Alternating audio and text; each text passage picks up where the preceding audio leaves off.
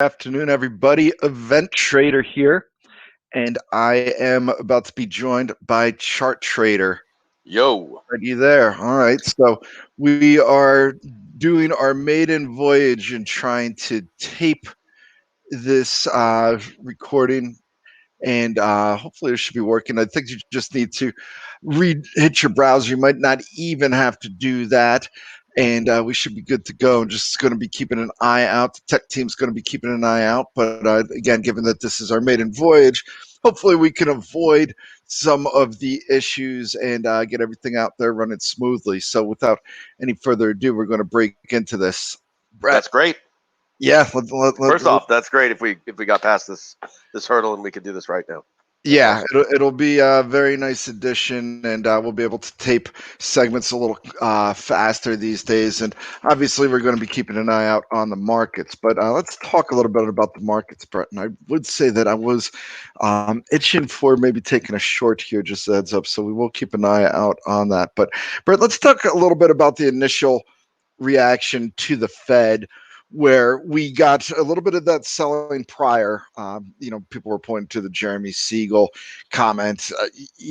For me, we're just sitting on a key support level, and all it did was take a little bit of a tip on the algo side to get people antsy and excited. It was a very narrow range too in front of it, so you got a lot of leverage packed in around tight levels. Yeah. So, narrow range, a lot of leverage, and that was just getting shaken out. Now, when Jay Powell started speaking, we did see a little bit further selling pressure following that. We got I should say, before he started speaking, when we got the initial communique from the Fed, we did see a little bit further selling. I know people were talking to the dot plots and that rise of 7 people looking at a possible rate hike instead of the 4, at least by the end of 2022. And that got people talking a little bit of an edge higher in the inflation outlook there, and a little bit of a lower look at the GDP. So that was enough to knock us off on edge. But then as Jay Powell started speaking, we did see a little bit of a bounce back in the markets.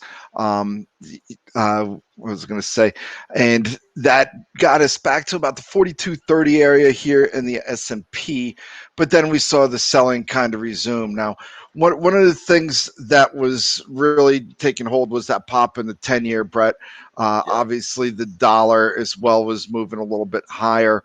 But since then, we've seen those moves erased. So I just want to kind of talk with you about what your thoughts were from the initial reactions and what we've seen over the last 24 hours since those reactions, where we've certainly seen the 10-year giving up a lot of its gains.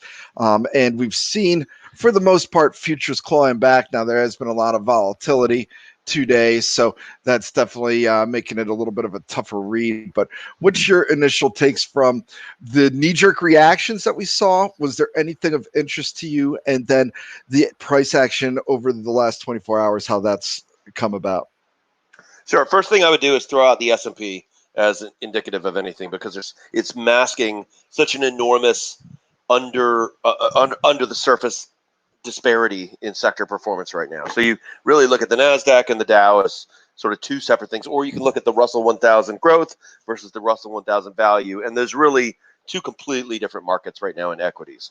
And second thing is, when looking at bonds, take a look at the 30-year because that's just crazy move.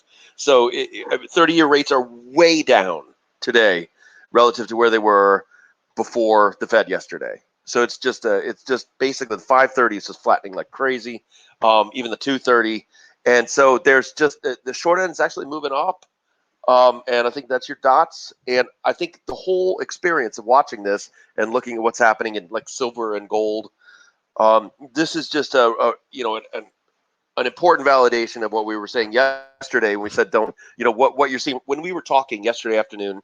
None of these big shifts had really happened yet. So we had a world then where, it basically looked like the story is going to be higher rates at the long end, and now it's much lower rates at the long end if you're looking at out to the 30-year. And Brett, quick question on the short end of the curve there. Was that the IOER announcement that they made?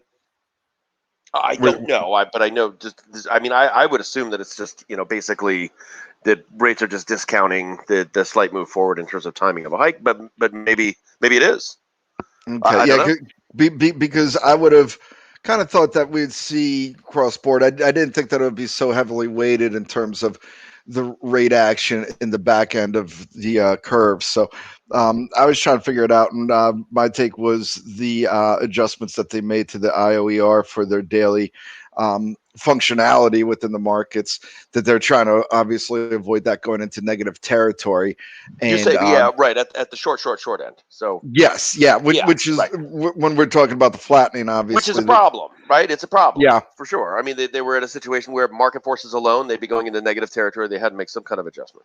So right. So, do you think that has a lot to do with the flattening today? I guess. it's part of it. But look, you can see how offsides people who were reacting to the initial announcement and running with a certain narrative yesterday afternoon versus what we're seeing now from 10 to 30.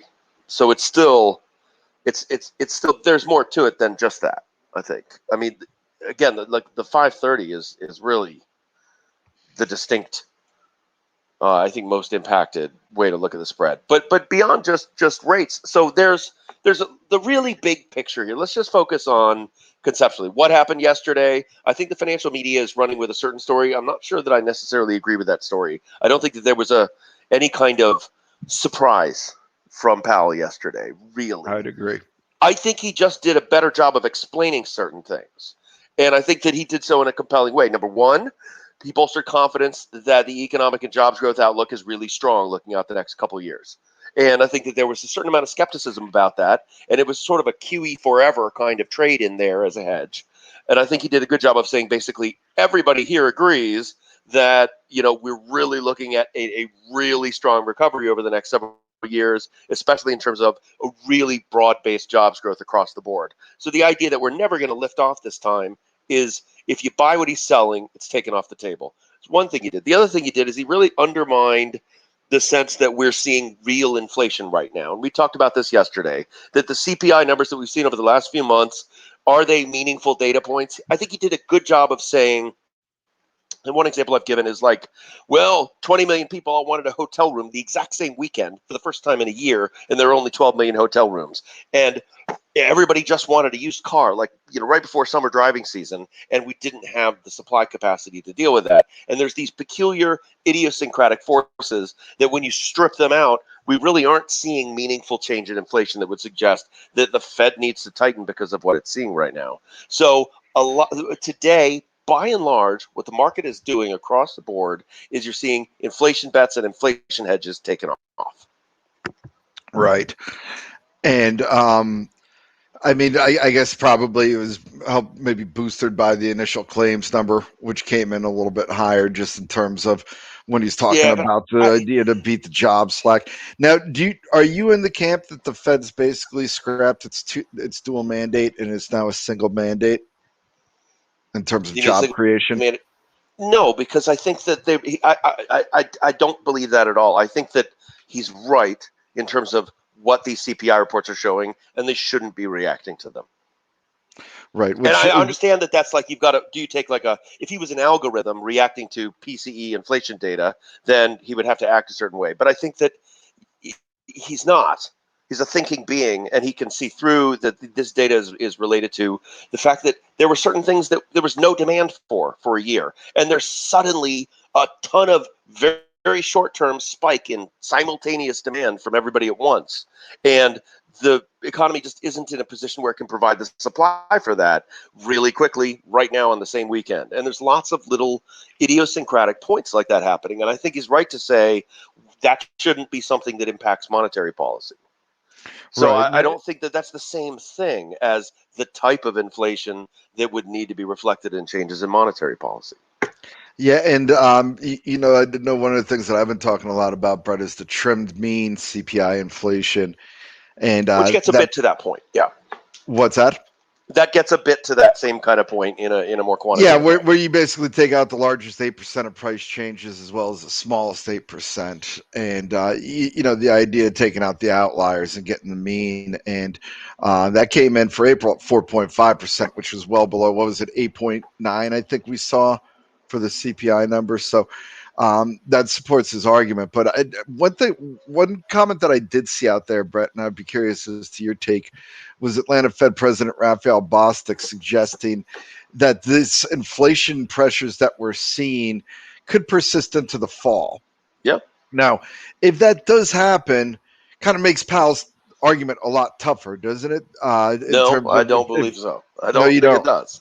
I don't Okay. think it does. But however, so there is this other risk which they've talked about where if people get used to higher prices for certain things over enough time, they start to change their behavior. And so something that was initially sort of a mirage becomes real by the way it's being sort of interpolated into society. So and I call this metastasizing. Like it could metastasize into real inflation if it changes people's inflation expectations. But I wouldn't think that that's something that would happen by September.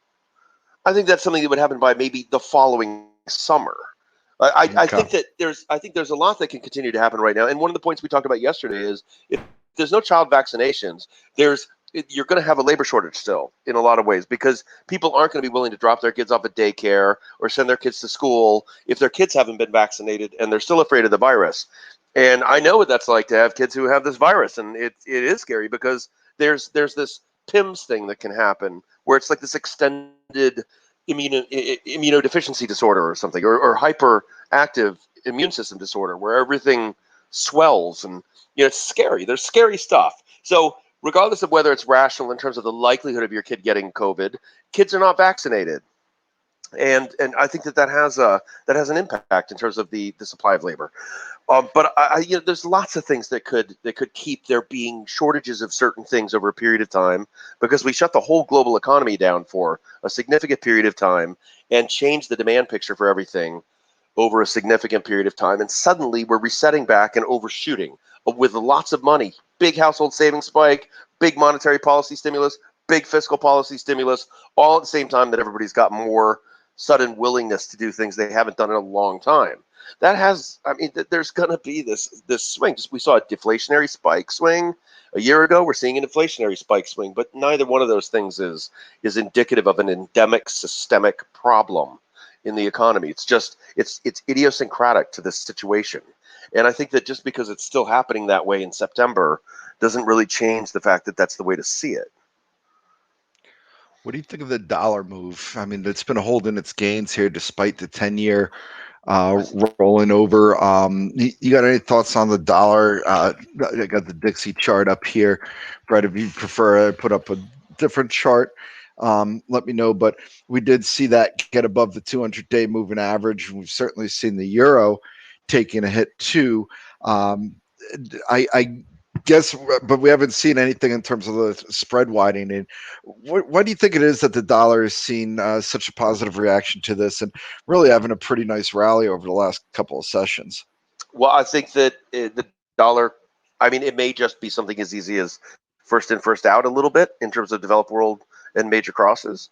But we did have maybe an advantage in terms of vaccinations, and maybe we're saying it first in terms of the central bank saying we really do see a robust recovery that's going to be lasting. But yeah, there was offsides there in terms of inflation betting too. That was rolled up in the same idea that there's all these inflation hedges in the market because of what I think comes down to some extent, maybe just sort of an unwillingness to accept this trees instead of forest notion of some of these data points that we've seen.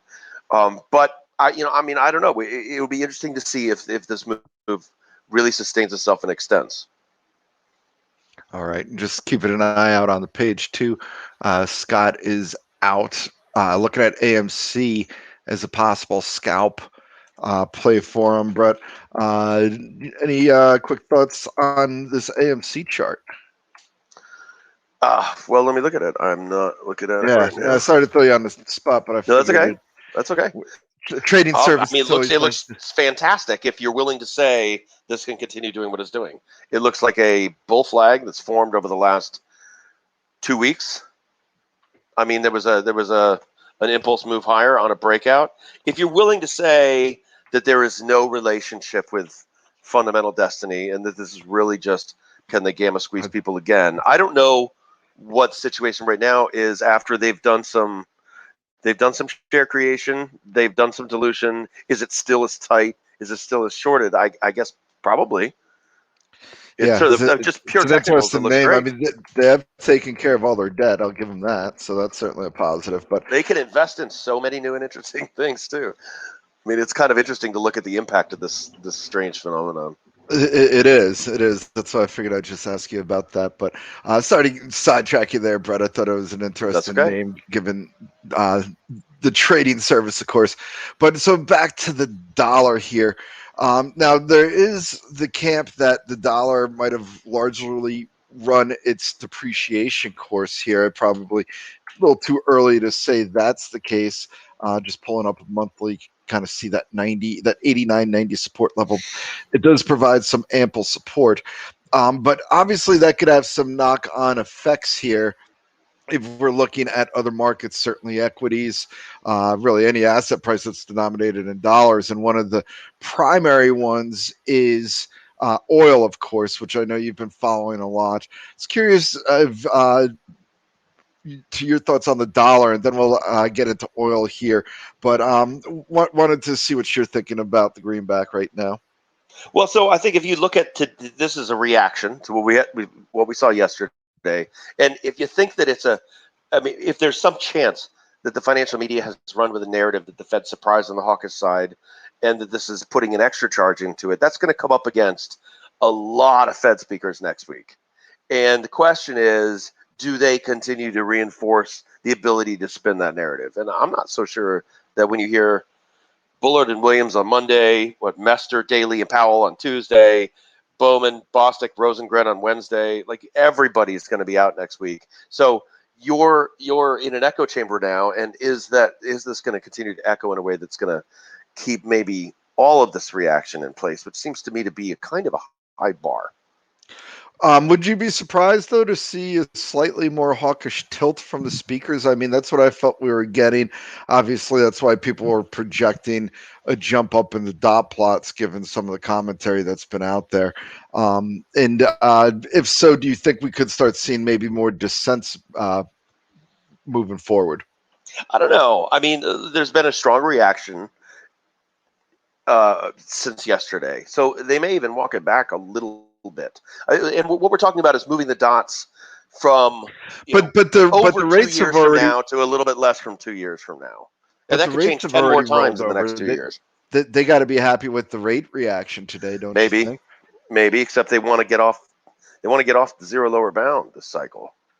Right. It seems like it's going to be difficult for them to do. It does seem like that they've been helped out by some of the other central banks out there in terms of them remaining dovish. Certainly, one has to think that there's a little bit of coordination going on there, and that helps with the Fed, at least with the rates. But again, just surprising to me to see this dollar reaction. And I wonder if it's maybe some safe haven buying too that could pertain to a little bit further downside, just a small correction, but we'll see how that plays out. But the other impact from the dollar, Brett, is of course in commodities. I was reading a report. I don't know if this is still at the same levels. The report was about 3 weeks old, but commodities are up 32% in dollar terms since the start of the COVID-19 crisis, up only 17% in euros. So we saw crude get smacked today. So I'm assuming that you're viewing this as a buying opportunity in Crude's crude. already roared back. Has it already roared back? It's over 71 again. Is it okay? Wow, interesting. That happened pretty quickly then. So obviously that answers my question on whether or not it's a buying opportunity. Fell down to It was, 69.80, yeah. back up over. Did you put out any trades in it? No, I did not, but I did kind of note that it was kind of maybe the baby in the bathwater among all the inflation trades that looked like they were falling apart. There's unique fundamentals in the oil market that I think really can't be compared across some of the other markets. There's a lot of pressure on oil companies to underperform in terms of production capacity. And you think that continues and persists. So you're looking at Yeah. crude more. Obviously, demand is slowly returning, certainly with airfare and stuff like that. But you see this as more of a supply chain issue then. Well, I think it's both. I think we're getting a simultaneous big pop in demand, and there's a lot of there. I mean, there's the problem that we talked about before, where there was sort of a PTSD about increasing production capacity. There was no investment whatsoever in expanding production capacity, and now there is I would say political pressure, and ESG style pressure to not uh, invest a tremendous amount in expanding production capacity over the long term. So between all of those factors, yeah, I mean, there's there's obviously still a major need for oil, and there's been an underinvestment for a period of time since it went to negative $40 a barrel, and now we're seeing the point where there's kind of an explosion of demand, and there's refiners are working overtime right now to kind of prepare for that, and that's just an imbalance. It's just a clear imbalance, and I don't see it. There's strange forces right now that are maintaining that imbalance. Okay. Let me ask you this, Brad. Final piece on inflation here. What are the key metrics you're going to be looking at? Obviously, we got PCE towards the end of the month. We'll have the jobs data with hourly earnings. Is there anything in particular that you're looking at on the inflation front to help you kind of decide which direction that story's going? No, and it's because I maintain, like we talked about last summer with the depth versus duration. It really, I think that there's just a different category of in, inflationary pressure right now that you should look past. That isn't relevant when thinking about what policymakers are going to do. And I think that Powell said again and again, and he did probably the most compelling version of this same sort of stump speech yesterday of making the point that this is not relevant to policy. That's not a thing that policy is built to impact or would need to be built to impact. Just as long as they're enabling flexibility in the economy, they're enabling people in the business economy to respond to imbalances of supply and demand in the way that people are incentivized to respond just based on their own sort of capitalist self-instinct, right? Their self-interest is built to take them in the direction that will resolve these problems. And then we gradually reduce the limitations of COVID. And I think, again, kids not being vaccinated is part of it a little bit. We gradually reduce the sort of unnatural non-economic factors that are restraining supply of certain things that are necessary to create a balance between supply and demand. And that works itself out. But that's not the domain of monetary policy. It's just not the domain. But we're getting these data points that look in a very superficial way as if they should really change the landscape for what policymakers are going to do. And I think it's very clear that the Fed is not on that wavelength, and that's probably good. And I think that right now we're seeing the impact of having that paradigm accepted by the market.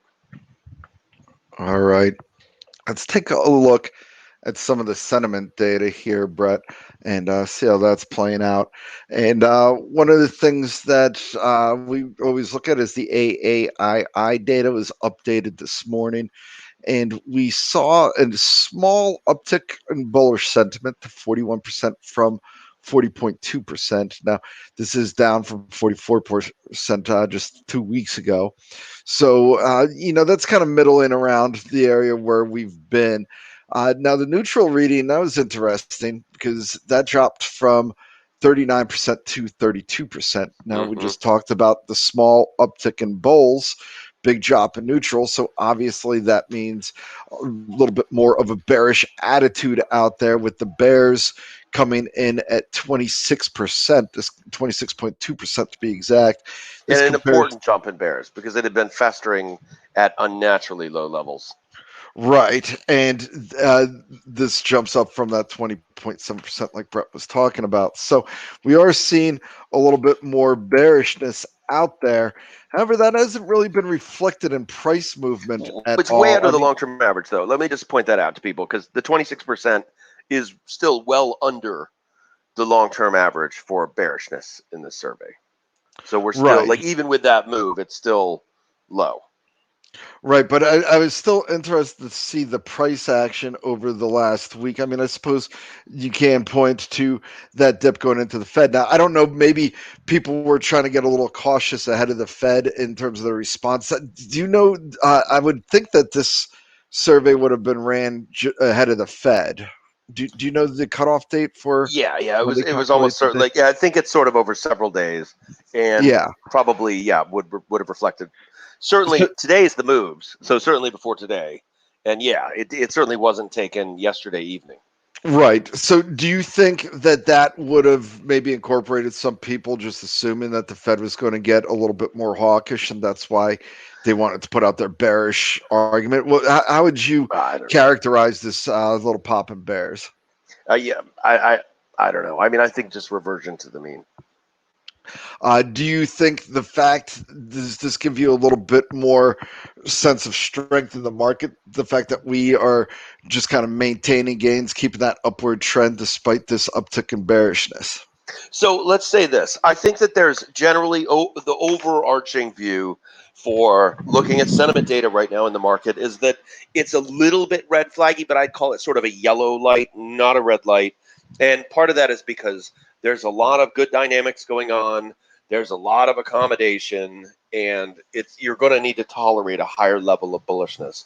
And I think that there's not something that looks kind of euphoric in the mix across the board, and we've had some movements toward kind of verging on that a little bit. And we're going to talk about this in a little bit, but some of it is because of peculiar things happening in terms of the instruments that people are using, and particularly the options data, and we'll look at that pretty soon. But overall, we're kind of at this point where the market can persist in its trends if it's able to. This is not like a big giant blaring, flashing red light, but we're seeing a lot of sustained bullishness. It just hasn't kind of moved into that next gear that I'd want to see, where I'd actually start taking short bets in the market just based on the level of sentiment that we have. Okay. Some more sentiment out there, and we're going to break into that options commentary. First, we'll do a little house cleaning here. On the overly optimistic side, we're seeing inverse ETF volume, which just means that that's running lower than expected and suggests that people are perhaps a little overly bullish. But that's the only number on that front. And the majority of the figures that we're seeing, Brett, are in the overly optimistic side, including the soft versus hard data. And we've certainly seen some strong numbers coming out from the surveys. Philadelphia Fed just this morning, small miss on the Empire, but the PMI numbers that we've seen have definitely been strong. We'll get the next round of PMI data out next week, so it'll be something we're keeping an eye out on. And then we also have the SPY liquidity premium, which is, of course, I think that has more to do with people seeing a lot of advantage in stock picking. Brett, would you agree with that? The move that we Yeah, see in the SPY absolutely. Yeah, liquidity. when we're outside of earnings season and the market is relatively bullish, then yeah, I think this is a data point that makes sense.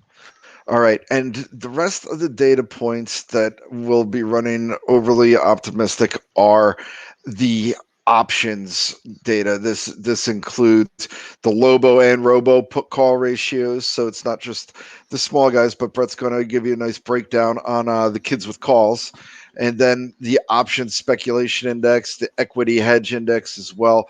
These are all running extremely bullish, Brett. Now, you've had this theory for a while. And you want me to pull up the chart at this point? Yeah, pull up the chart. All right, so we're going to roll this, and this is a chart that caught Brett's attention here. And Brett, I won't muddy up the waters here. Why don't you explain what we're looking at and Okay, why it's so important to the markets? right. So last year, sometime in the late summer, I think we were noticing a lot of strange data in terms of the ratio between puts and calls. And I put out the theory, and Gavin kind of agreed with me that it's possible that we could be seeing an evolution in the market where there's a lot of new market participants coming in who are really just kind of getting started at being active participants of the market, who have an easier time researching and understanding using options as sort of their primary way of interfacing with the market, rather than even looking at shares at all. Smaller accounts, using the leverage. There's tons of educational material online to understand options well now, which really hasn't been the case if you go back 20, 30 years. Really, right now, if you've got new people coming into the market, they may just simply start focusing on options and options only. And this chart basically, I think, confirms that idea. This shows the last several decades, and you can see the percentage of volume of call buying from smaller accounts as a percentage of total NYSE volume here. You can see it's quadrupled in basically the last 2 years, and that's relative to what was a kind of stable zone for at least the last 20 years. So this is I would say this is an extraordinarily important change in the way the market is functioning. That there's this much participation from people who are basically, they're participating in the market almost exclusively through the options market, and most people are longs, not shorts. You can just look at so some markets are symmetric. Currency markets you have to look at as symmetric in terms of longs to shorts. Commodity markets, there's a lot of unique factors there, but they work out on the whole basically being symmetric. But stocks are uniquely asymmetric in terms of basically 90% of people are long only.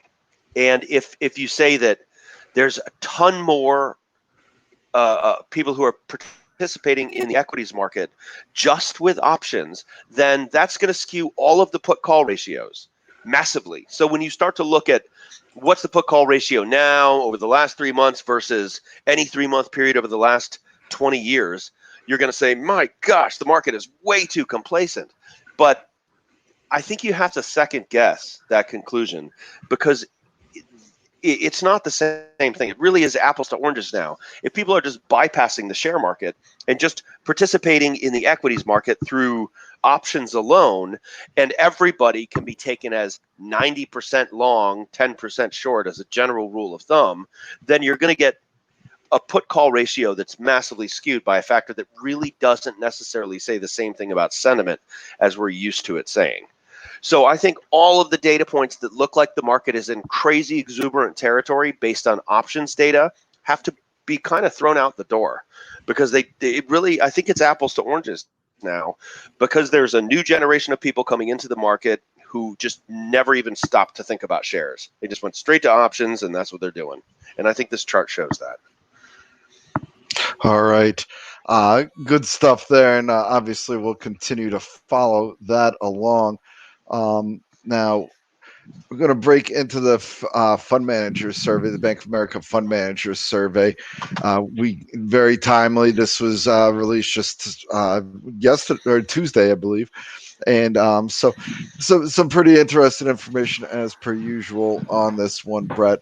First, we got the basic gist of it is investors were bullishly positioned for permanent growth, transitory inflation, and a peaceful Fed taper via longs in commodities, cyclicals, and financials.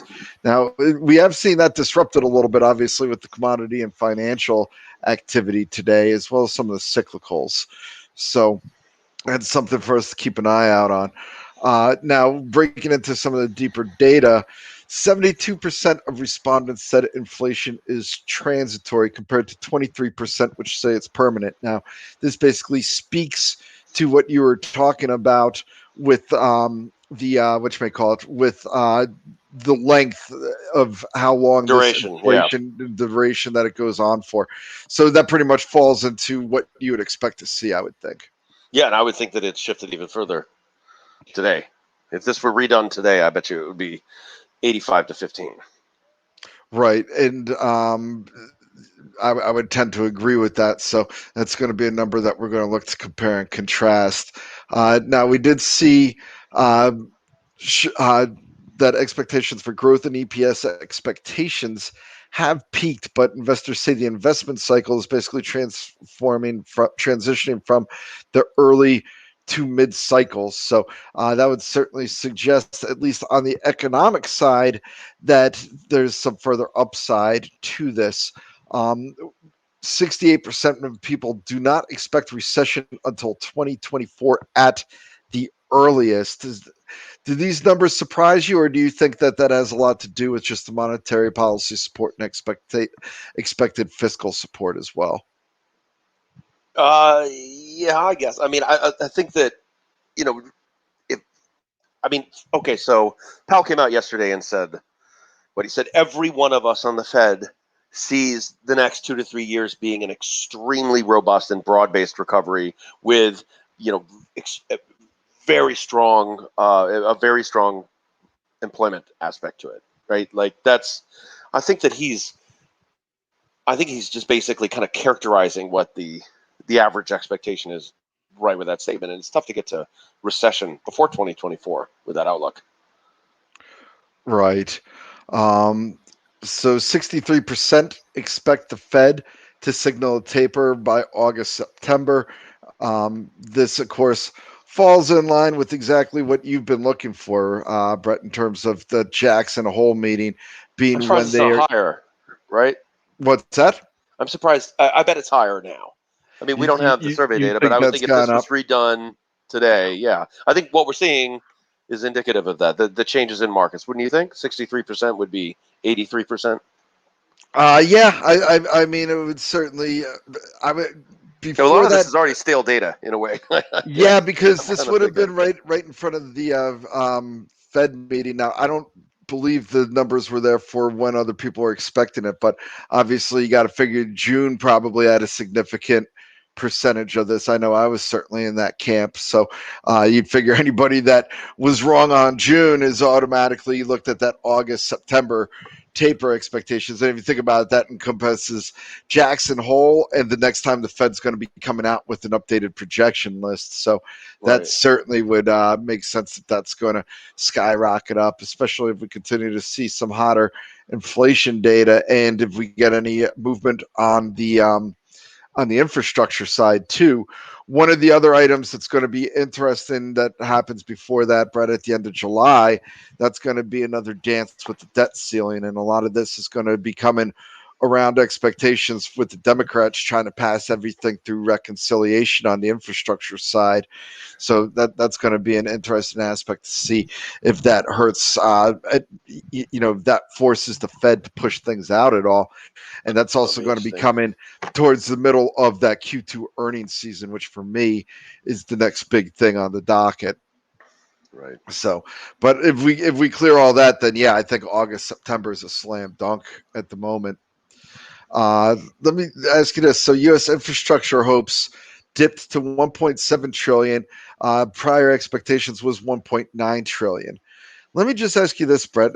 Today, Politico had thrown out an article about looking for 6 trillion, that the Democrats were looking for 6 trillion in spending. I'm I assuming saw that. that's more of the progressive end of the Democratic Party, and that expectations are that there's no chance that this is going to happen. But if we start seeing signs that this fiscal stimulus is going to all of a sudden be a lot larger than this 1.7 trillion, that's kind of the baseline.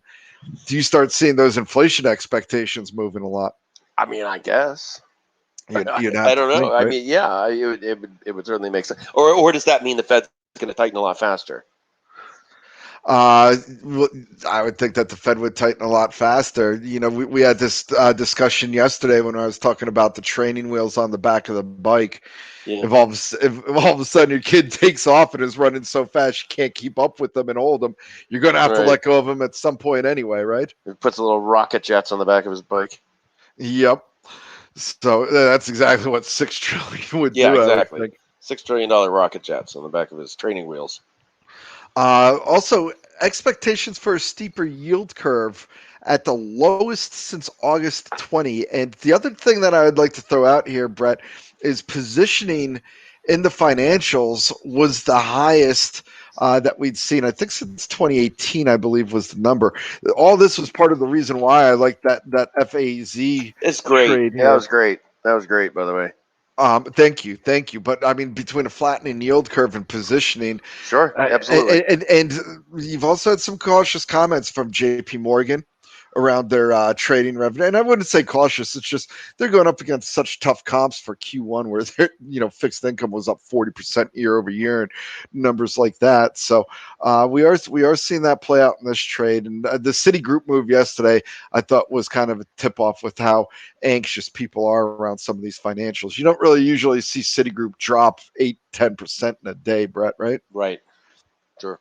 So, um, moving along in some of the data, cash levels down to 3.9% from 4.1%. There's a little red flaggy. That's a little red flaggy. Now, here's an area where you've been talking a lot about, Brett, and that's bonds positioning in the shorts. Definitely curious to see if you got any updates for us on the current short positions. But one of the things from the fund manager survey that caught my eye, allocations to bonds at 3-year lows. So, I mean, you kind of couple that in with the short positioning that's going on, and that's a little bit of a tinderbox, don't you think? Say it again. What was the data point? Sorry. Allocation to bonds is at a 3-year low. It's net minus Oh yeah, 69%. sure. Right. So there, yeah, exactly. It's kind of in line with the small spec short position in bonds, which is still ridiculous. Was there any update on that positioning in bonds?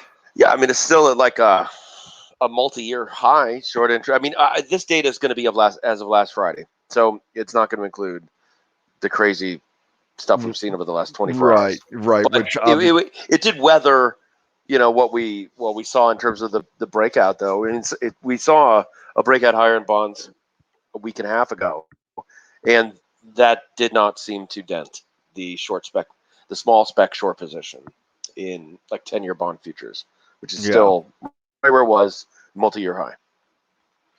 All right. Continuing on here, we got the inflation discussion. Net 64% of FMS investors expect higher inflation in the next 12 months. This was down 19% month over month. So that kind of shows exactly what Brett was talking about. Now, here's one of the interesting aspects I thought, and that was biggest risks to the market. And I'm popping this up from Bank of America. Hopefully, that's legible for people. Just trying to do it on a Word doc here. But as you can see, inflation at 30%, Brett. Now, it's tied with the taper tantrum, but I mean, they're both kind of in the same camp. Wouldn't you agree? But I would be curious. Do you have any thoughts on this? Less worries about inflation, but a pop up in taper tantrum. Does that kind of make sense to you, or do you think people are having a tough time deciding which one to choose between the two? I guess. I mean, I think that they're both kind of, like you say, sort of tied together and both looking sort of wrong right now. And I think that one of the things that we're seeing today in markets, because they both would be the idea that bonds are going up suddenly lower, right? Rates are at the long end are going suddenly higher. Both of those imply that idea. So you could say both 1 and 2, 60% is let's hedge against rates going suddenly higher, right? I mean, Yeah, that's what that boils down to. 60% saying we need to hedge against rates going suddenly higher. And there's lots of different ways to do that. And all those things are dropping like a rock today. Financials falling out of bed, same thing, right? It's all tied together in this complex of inflation hedging, or you can call it taper tantrum hedging. In other words, something pushing long end interest rates suddenly higher. And there's a fear about this, and people are positioned for that possibility because they don't want to lose their butt when it happens. And what we're seeing today is all of like the people were over positioned for that possibility, or at least they're perceiving that now. And so all of these moves are kind of somehow tied into the fact that those two things add up roughly to the same positioning dynamic. yeah. And I mean, it's definitely going to be something to watch moving down. Now, asset bubbles coming in there at 18%, Brett. It's always tough. You're always seeing the arguments with the asset bubbles, but it doesn't appear like there's anything too concerning out there. Certainly, Bitcoin's pulled back in, and we've seen commodities pull back in too. And we'll Hmm. get into that being near as the most over traded area. But I did find it interesting that China slowdown popped back on there, and of course we did have weaker Chinese economic data out Tuesday morning, which I think would have come out after this survey. We've seen recent signs that the PBOC is looking to once again loosen its monetary policy. It had been talking about tightening, but they do appear to be moving off that. And Can then I we're suggest? Can I suggest another? Just interject. Sorry to interrupt you, but sure. I just. So this question in this survey is vulnerable to one particular problem, and that is, what if you're forced to pick what you're worried most about, but you're not really worried about anything? Yeah, yeah. I mean that's You're gonna certainly see these numbers, right? You got to pick something, right. but you're not really that worried about it, and it's going to look like an important data point when it really isn't.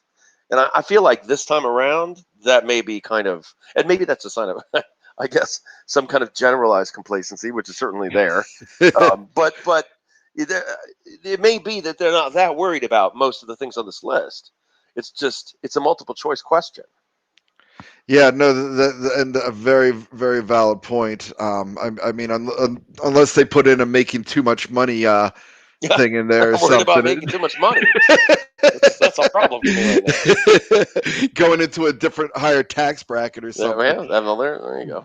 But yeah, so no, that's definitely a good point. But I did find it interesting that China just popped up after not even being on it, Yeah. and or really, it's probably been about 2 years since we've seen that China in there.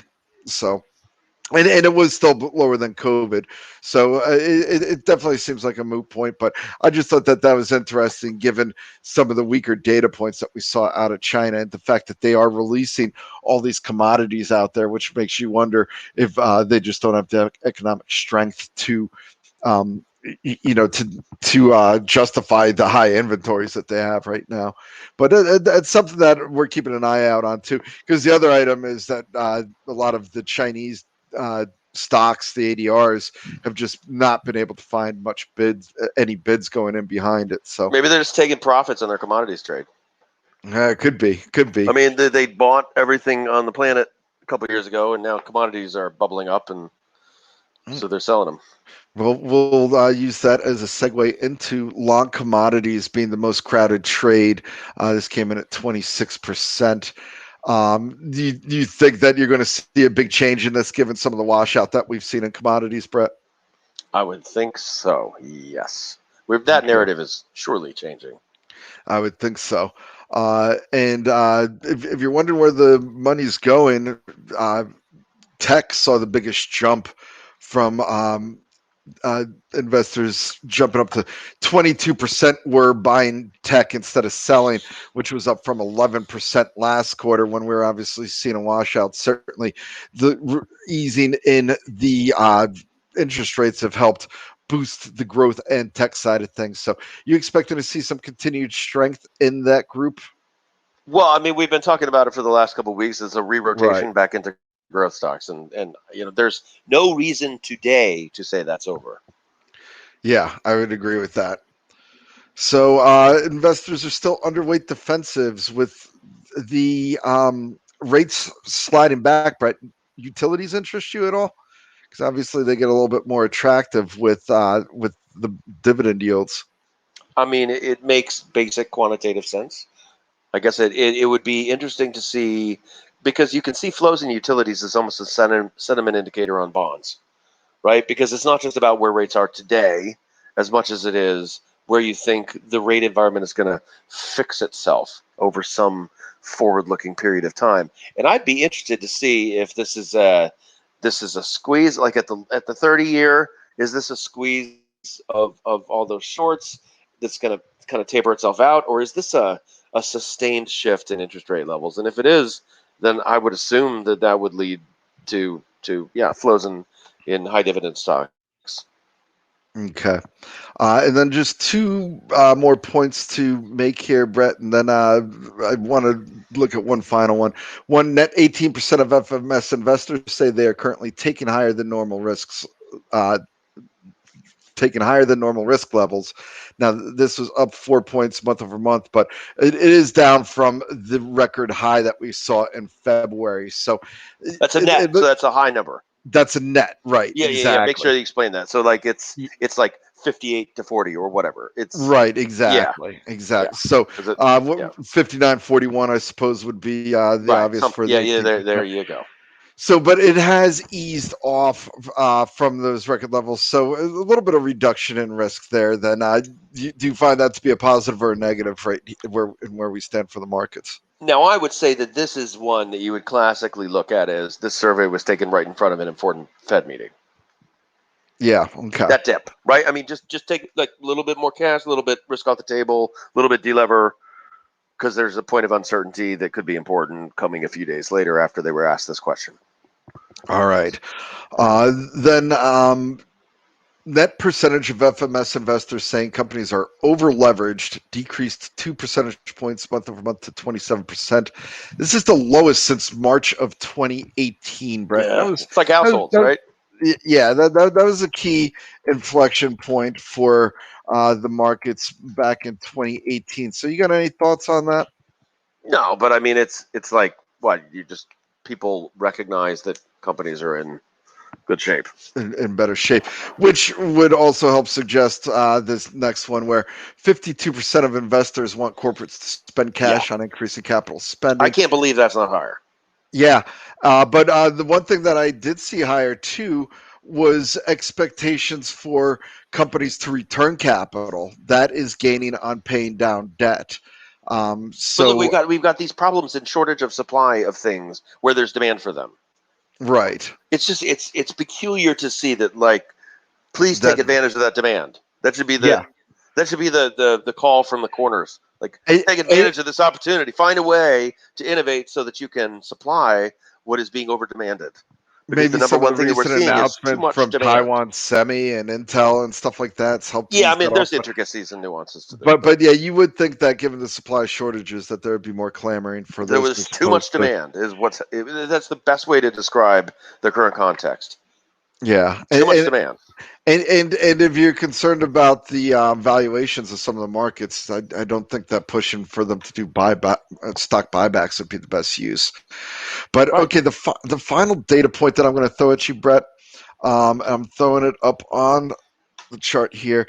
Is the level that people are concerned about in the 10-year treasury yields. Now, obviously, we've had a pullback here, but I found it interesting. If you look at it, 2.5% is the top number in terms of where we get to, where people would be concerned about. Brett, you can see the chart that I'm looking at, right? Right. Yep. Okay. That was up.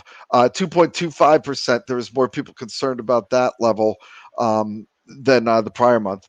2%, you saw a drop down in that and a peak up going or drop down in May. Then you saw 3% peak up a little bit here. 1.75%, that was a drop off. 1.5, barely a blip on Mhm. the radar and beyond.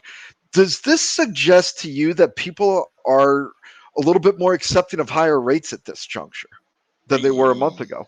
Yes. People are more confident in the economy.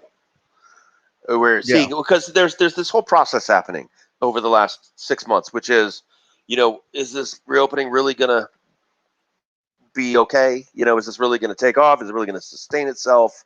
And I think that as you get greater and greater levels of confidence that that there's a motor that's running, no matter what else is true, that's running organically. You pull the ripcord and the lawnmower starts up, and it's the engine's turning over properly, then it can withstand resistance, and to a greater extent because it's sturdier. I think there's just a generalized acceptance that what's happening here is going to keep happening, and I think that it can withstand greater levels of resistance, which is one of the reasons why there's I think, do you see the dots moving? Yeah. Yeah, because they know that people can accept this. I thought that was pretty interesting just to see that, and it's something that needs to be taken in consideration if we do see that 10-year moving back up higher. That even if we get to the top end of the bound at 1.75, people aren't going to be as concerned about it, and I wouldn't expect that knee jerk Yeah, reaction to tech just to get hammered and people start selling. that'd be awfully interesting. Yeah, I agree. All right, Brett, that's going to do it here. We're just coming up on about the hour. I keep telling you that I'm trying to keep us to I know. 45 minutes. And Hey, but you know what? This is good. You didn't. yeah, You didn't. yeah, This is good. yeah. If it was fluff and we were telling dad jokes or something like that, that would be one thing, right? So anyway, uh, just to wrap things up, obviously it's been a pretty volatile session over the last 24 hours. It's tough to see if anything in the narrative really changed all that much from what we were seeing over the past couple of weeks, and that was obviously people getting a little bit more comfortable with the inflation levels and with the Fed handling of things. Certainly, there's a great unknown with the fiscal backdrop there, but I think people are okay now. I think for me, Brett, the big thing on the docket here is going to be coming up to Q2 earnings and seeing commentary from companies and how these higher inflation and supply costs are impacting them. And I would expect Yeah, some lower sure. EPS outlooks out there. And the key is going to be companies are always conservative. The idea is going to be is the a strong economic backdrop for the back half of the year going to offset some of these transitory supply chain issues, and I think that's really going to be the telltale sign for the markets. But with the Fed kind of put to bed now, looks like monetary policy is on cruise control until we get into that Jackson Hole. I'm turning my attention a little bit more to the corporates and commentary there. Obviously, watching closely Fed speakers next week and if there's any reaction to what they say or any change in tone. So that's what I'm going to be looking at, and that's how I see the markets right now. We could still continue choppy action until we get through Q2 earnings season, but I remain bullish on the back half of the year. Brett, what has been your key takeaway over the last 24 hours, and what are you looking for moving forward? I think the most interesting thing will be to see if the reflation trade finds a bid.